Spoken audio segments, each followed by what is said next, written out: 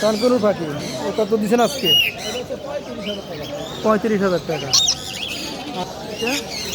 টিয়া পাখি male female দুটো আছে, এটা হচ্ছে 35,000। এইগুলো জিনি টিয়াটা হচ্ছে 25,000। 25,000। আর সাদাটা আর যেটা ওটা হচ্ছে 30,000, দুইটা মিলে এটা হচ্ছে 35,000। 35,000।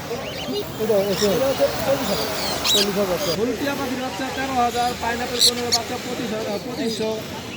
তারপর হচ্ছে এই সানকোনেট হচ্ছে 10,000। 10,000।